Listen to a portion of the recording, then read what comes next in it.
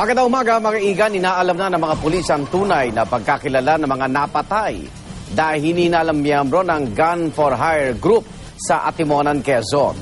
Kung pagpapasayan kasi mga nakuha ID, ilan sa kanila ay mga pulis at sundalo. May live report si Oscar Oida. Oscar! Kaya Igan, tama yung sinabi mo, sa mga sandali ito ay tuloy-tuloy ang isinasawang investigasyon ng mga pulis. Kaugnay nga na nangyaring engkwentro sa Atimonan, Quezon kahapon, tinatayang alas 3:20 ng hapon kahapon ng lampasan umano ng armadong grupo na dalawang sakyan ang isang checkpoint ng mga pulis dyan sa Atimonan, Quezon. At bukod sa pagbaliwala sa naturang checkpoint, pinaputokan pa raw yung mga pulis na nagbabantay dahil nga parang masugatan yung leader ng naturang grupo na isang police superintendent. Tumagal, nagkaroon ng bakbakan, Igan, nang hindi lalagpas sa 5 minuto at matapos nga ng bakbakan ay patay itong 13 suspect na kinilala ng mga otoridad bilang kabilang ng Vic Simmons Gun for Hire group.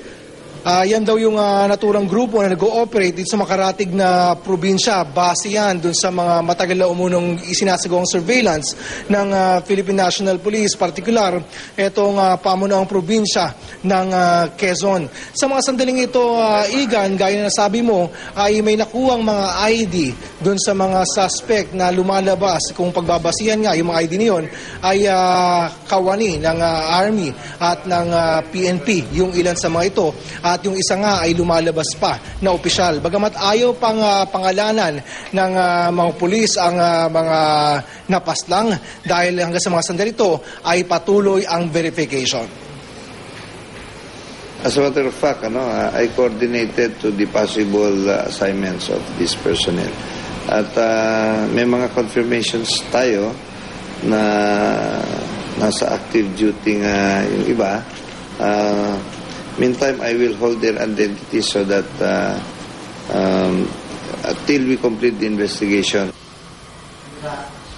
Karagdagang impormasyon na nakuha natin, Igan, dun sa mga suspects, so 13 suspect na bawi umano ang 12 short firearm, isang M14 at isang baby Armalite. Sa mga sandali ito, Igan, ay patuloy tayo nakatutok para nga doon sa sinasagawang verification ng mga pulis sa identity ng mga napatay na suspect. Igan? Yung mga armas ba na nakuha sa grupong ito, lisensyado o loose firearms, Oscar? Igan, medyo choppy lang. Paulit na ng tanong. Okay, yung mga nakuha armas sa binanggit mo dito sa grupong ito na Gun for Hire, mga loose firearms ba ito o may mga nakarehistro din sa ating FAO? Well, kasama yan, Igan, sa inaalam ng mga otoridad ngayon. Iniimbestigahan yung mga nabawi na baril at yung mga ID. Bagamat kinumpirma sa atin kanina ni Police Provincial Director Valeriano De Leon na ilan nga doon sa mga napatay ay aktibo umanong miyembro ng PNP. Ito naman dalawang sasakyan, ano to, nakarehistro o karnap? Yung dalawang sasakyan, Igan, iniimbestigahan pa rin yan, bagong-bago raw ito at nakuha natin informasyon, wala pa raw plaka. Okay. Maraming salamat, Oscar Oida.